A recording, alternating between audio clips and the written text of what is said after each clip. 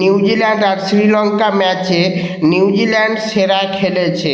নিউজিল্যান্ডের প্রথম থেকেই খেলা দেখে মনে হচ্ছিল যেন তাদের মধ্যে একটা জিতার ভাব দেখা যাচ্ছিল, কিন্তু শ্রীলঙ্কা প্রথম থেকেই মনে হয় নিউজিল্যান্ডের রান দেখে তারা প্রথম থেকেই হার মেনে নিয়েছিল, যেন তারা ভেবেছিল যে তারা পারবে না।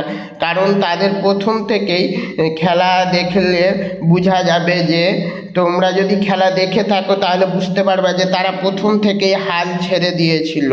তারা একদমই আশাই করেনি যে তারা জিতবে বা অন্য কিছু।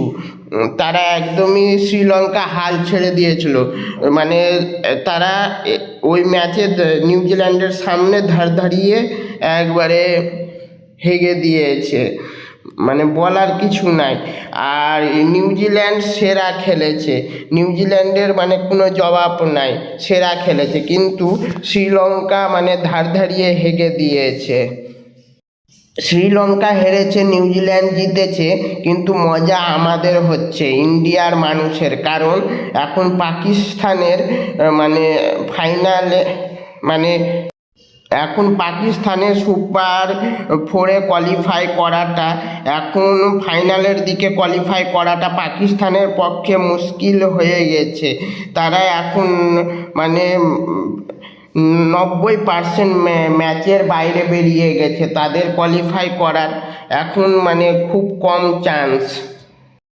এখন পাকিস্তানের লোকরা বলতে পারে যে ইন্ডিয়াও তো ম্যাচের বাইরে বেরিয়ে গেছে, ইন্ডিয়াও তো কোয়ালিফাই না করতে পারে, তাতে আমাদের কোনো দুঃখ নেই। কারণ আমাদের কাছে এর আগে জিতে T20 ওয়ার্ল্ড কাপের ট্রফি আছে। প্রত্যেকবার যে জিততে হবে তার তো কোনো মানে নেই। ইন্ডিয়ার কাছে এখন অনেক ট্রফি আছে, কিন্তু পাকিস্তানের কাছে নাই। ইন্ডিয়া যদি নাও জিততে পারে, নাও কোয়ালিফাই করতে পারে, তাতেও ইন্ডিয়ার মানুষের কোনো দুঃখ নাই। কিন্তু পাকিস্তান যদি কোয়ালিফাই না করতে পারে, তাদের দুঃখ থেকে যাবে। কারণ ইন্ডিয়ার কাছে মানিয়ে নেওয়ার মতো ট্রফি আছে, তারা সামনে বাড়ি জিতে এসছে, তাদের কাছে অনেক ট্রফি আছে। কিন্তু পাকিস্তানের অবস্থা এমন হয়ে আছে, তাদের না জিতলে চলবে না। কিন্তু তারা 90% ম্যাচের বাইরে বেরিয়ে গেছে। শ্রীলঙ্কা হারলো পাকিস্তানকে সঙ্গে করে নিয়ে হারলো। আর নিউজিল্যান্ড সেরা খেলা দেখিয়েছে, তারা টপে চলে গেছে।